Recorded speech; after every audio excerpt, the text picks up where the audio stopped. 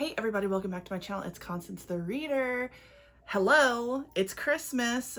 Say hello to my new Christmas sweater. One Piece Devil Fruits. Yes, this is from Crunchyroll and I do like it. Basically trying to incorporate all of these sweaters I got from Crunchyroll in my videos. Now today, we are going to be doing a Christmas themed book tag. Christmas songs book tag, originally created by Hailey and Bookland. So I'll try to link their information down in the description box below. I am getting these questions from zzwithbooks.wordpress.com. That's where most of my book tags come from. I just wanted to let you guys know. So I'll put all the questions and everything down in the description. But without further ado, we're going to get into this Christmas song book tag. And I have a pretty good selection, I think, for these answers. So let's get into it. First up, you're a mean one, Mr. Grinch. Name a villainous character you couldn't help but love. I've got a few, as usual. First up, I have to give it to Esdeath from Akame ga Kill. I feel like she is a deeply misunderstood character, and I mean, yeah, she's pretty evil, and she is a villain, but I love Esdeath. I can't deny. I do feel like you get a lot more background about her in the manga, so if you have like no sympathy for her when you watch the anime, I can understand, but I feel like you do see so many morally gray characters in Akame ga Kill that sometimes it's not that you end up feeling like, oh, you're not really a villain. Like, you know that they're a villain, but you also see the motivations for why they did what they did. So I have to choose my girl. Next up, it wouldn't be a video if I didn't add Kirishima. Now, I don't actually know why Kirishima does what he does. I don't think anybody truly knows until, you know, we get more of the story.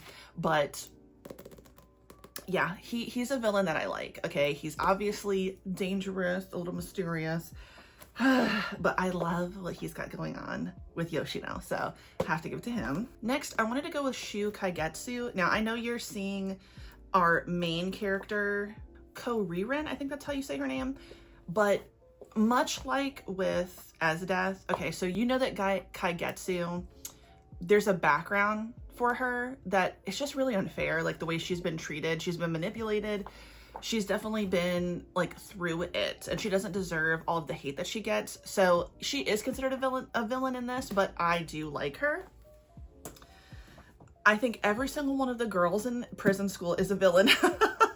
But I really do like them. I can't deny. Prison School is a very interesting story. Yeah, I mean, I like Prison School. I can't deny. So every single one of the women, every single one of the girls, you could consider them a villain, but I like them nonetheless. And this one is going to be a regular book, not a manga. So I wouldn't necessarily say that I love this character, but I guess keeping with the theme of morally gray, the main male character in Women's War trilogy, Delnamal, what happens at the end of this book, this is the third book in the trilogy, oh my god, it's like there was so much stuff throughout the series that I really, really loved. And his character is evil. Like, he is a villain. He is wrong. He does things for the sake of just being a piece of shit.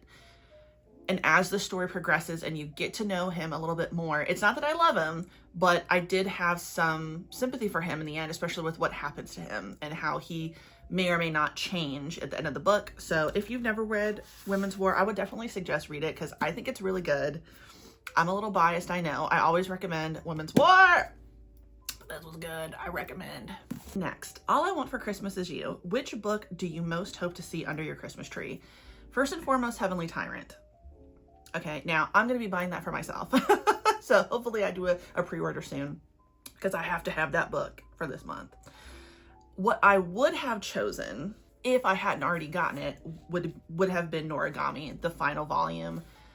I just talked about this in my manga haul video. I really, really love Noragami. I couldn't believe that I found this early in my Books A Million, but like technically I could because I pushed it out early all the time. But this is going to be an amazing, I think, knock on wood, ending to this 27 volume series. And I can't wait to get into it. I need to read it this month, but I would have definitely wanted to see this one. And what do I hope other than that? Every other thing I put on a wish list. So I have a Christmas wish list that Devin's family is buying from. Anything that I put on there, I would love to see it. And then whatever Devin decides to get me for Christmas, because he might, you know, do that thing he did last year, buy a bunch of shit off my wish list. I am none the wiser, and then I have to use a puzzle box to open a huge box that it's placed in. I did ask him if he's going to do that. Please don't make me solve a puzzle. I don't like solving puzzles. That's just not me. But he is a puzzle dude. So we'll see. We'll see. But those are definitely what I would want to see at the end of this year. Rudolph the Red-Nosed Reindeer. Name a character that overcomes major obstacles and learns to believe in themselves. I think the obvious answer to this is going to be Sakura from Windbreaker. Now, we're only at volume, I think 9 comes out, I think this month? If not this month, it comes out early next year. He's made a lot of progress. Now, we haven't seen everything. Like, I'm sure there's more that we could see from Sakura as a character, but from volume 1 to volume 8, Sakura has grown so much, and we don't even know exactly what happened to him. We just have an idea. We can make a guess, like, okay, clearly he was ostracized, he was abandoned, he lives alone. He's a teenager, so why is he living alone? Who knows? So yes, I always have to talk about Sakura. Have to. Like, he is hands down. Yes. I would have chosen a different volume technically, but all of my first volumes for this series are upstairs. I don't feel like going up there. Obviously, pretty much everybody in One Piece. I would say all of the Straw Hat crew, even Luffy to a certain extent. Like, I feel like he's always been pretty confident in himself though. So it's hard to like say that he's overcome so many adversities if like you're thinking about it in terms of he had no self-confidence, he had to build himself up. He's always been pretty confident and self-aware, I would say. Maybe that's going a little bit too far, but I still think he is a really, really great character. And then everybody in Straw Hats, obviously. Robin, everything that she's gone through. Nami, Zoro, Sanji, Chopper. Chopper! Kills me every time. I mean, obviously there's far more people in that, but everybody that you know in the Straw Hat crew would definitely fit for this question. And then I would say Mitsumi from Skip and Loafer. I feel like, kind of like Luffy, she is also somebody who had this confidence in her. I think that she second-guessed herself sometimes, but it did not take long for her to turn it around and like have confidence, and she's always coming from a positive place. So has she overcome the most obstacles ever? No, but I mean, compared to what? She's not a pirate, so you can't really compare it to One Piece. She's not in the world of Boferen like Sakura and Windbreaker. She is a normal high school girl. I feel like she's just far more positive than most of the other young girls that we see in this one. But I love her nonetheless, and I just like the fact that she's never going to be somebody who talks shit about anybody. She's always going to be welcoming. She's always going to be trying to collect friends and make people feel welcome. So I love Mitsumi. Santa Claus is coming to town. Which character do you think would be on the top of the naughty list? Which character do you think would be at the top of the nice list? Okay, so right off the bat, who's on the naughty list? Hisoka. I don't need to say anything more than that. Let's be real. Kirishima and Shoma are at the top of the naughty list. Mine in particular, so they could come to my house and I could put them in their place, that's for sure. I don't think I have any other naughty options, but as far as the nice list, at the very, very top, this obviously has to go to Yuki from How I Met My Soulmate. She is very, very sweet. I adore her now. She pisses me off sometimes with the lack of communication at the very beginning, but I feel like she's still just like me or you, okay? Haven't we all been guilty of not communicating very well? You know what I'm saying? I would say Aya and Mitsuki from The Guy She Was Interested In Wasn't a Guy at All would be at the top of the nice list. I just think that they're very, very sweet. I adore them. And for constantly helping everyone, even though there tends to be some type of hijink involved or like deadpan sarcasm, I'm still gonna go with Mao Mao. She's at the top of my nice list. I love Mao Mao. Next up, Frosty the Snowman. Which book just melts your heart? So many could apply. Obviously, Skip and Loafer always melts my heart. I also truly, truly, truly love and highly recommend the Savior's Book Cafe story in Another World. I loved this. This is really short. It's only 5 volumes and it was just really good. I would definitely recommend it. This also fits into like the wintry vibe of this tag, by the way, because she gets isekai'd into a snowy, like medieval world, very cozy. I really, really, really like this manga. Goodbye My Rose Garden is another one, also another short one. This is only 3 volumes.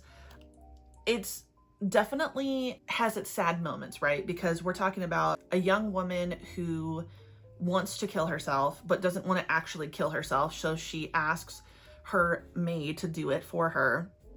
All of this stemming from the fear she has of accepting and being open about being a lesbian, right? And then the way everybody treats her because it's not good for her to be a lesbian, you know what I mean? But that ending was so, so good, and it does warm my heart anytime I think about it. Pretty much everything going on, and I'm in love with the villainess. I love Miss Claire. I love Ray. I love this new character that we just met, by the way. And I don't know, every single volume has just been great to me. I also really loved My Love Mix-Up. So basically, I picked a bunch of stuff that is either completed or is getting close to the end. Now, I don't know how long I'm in love with the villainess is going to be, but we're 7 volumes in. You know what I'm saying? There's a light novel. I'm going to be reading that too.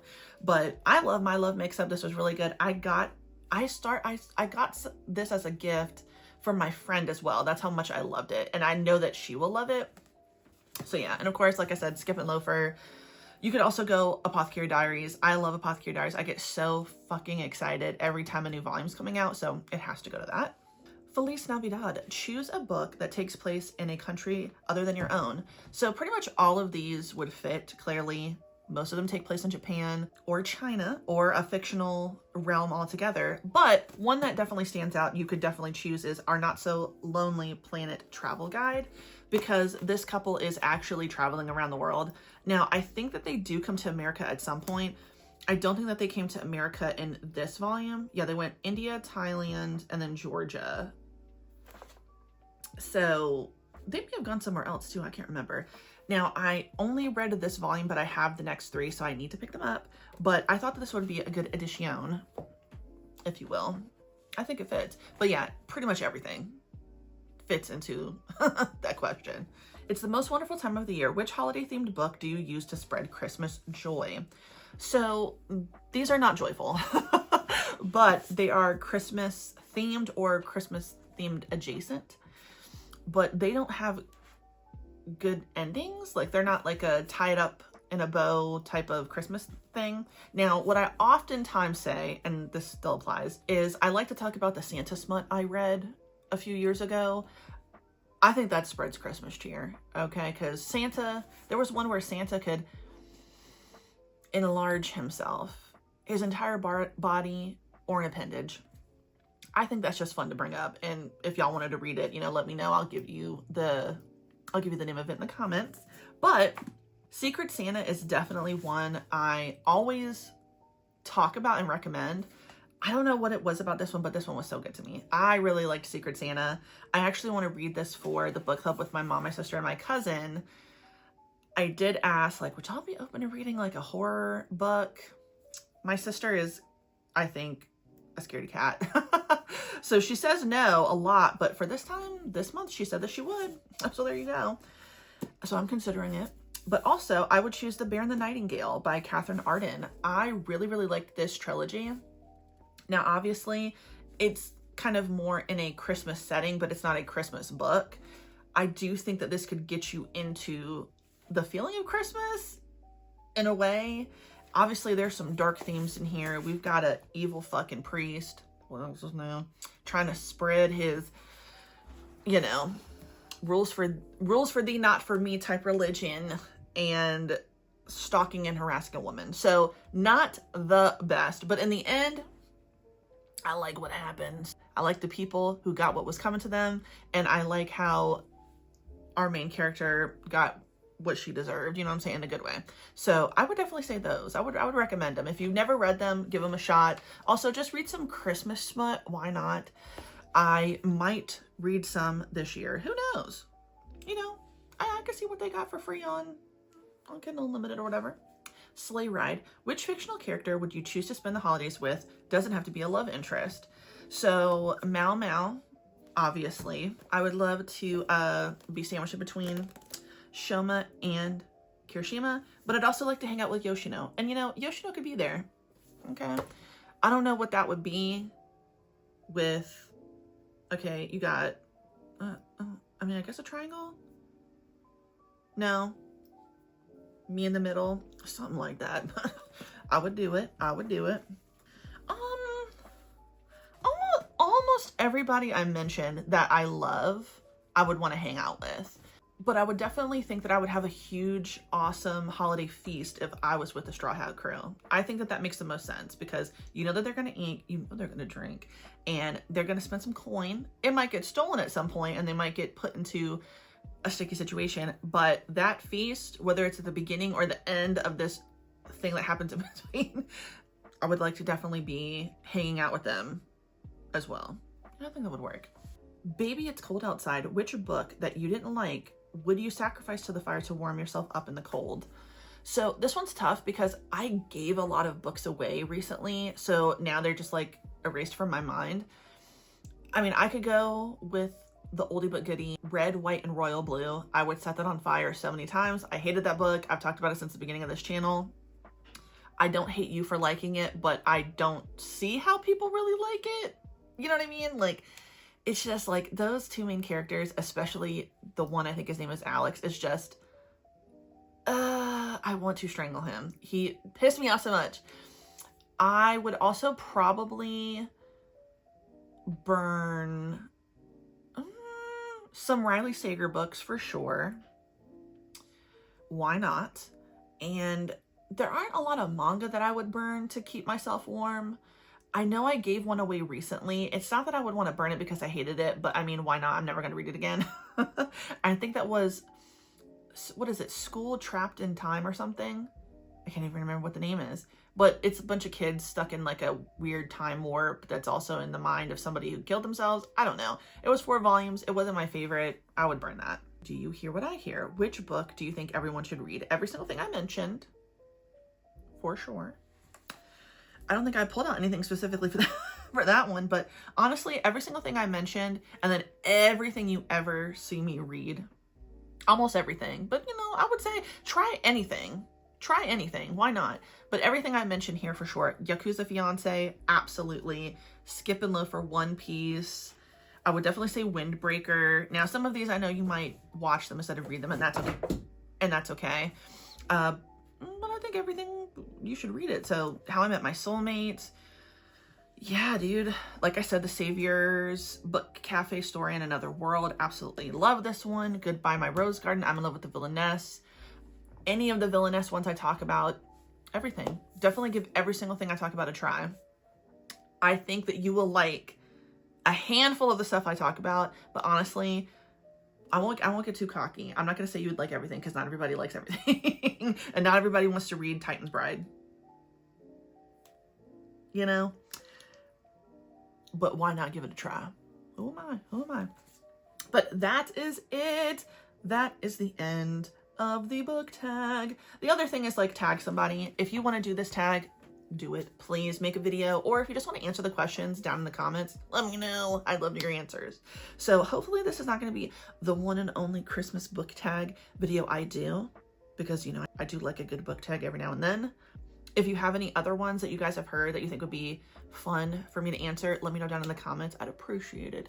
But yes, thank you so much for watching my video. If you liked the video, please like the video. If you like it, subscribe, hit the notification bell, follow me on other social media. It's in the description box down below. And you have a good day. Goodbye.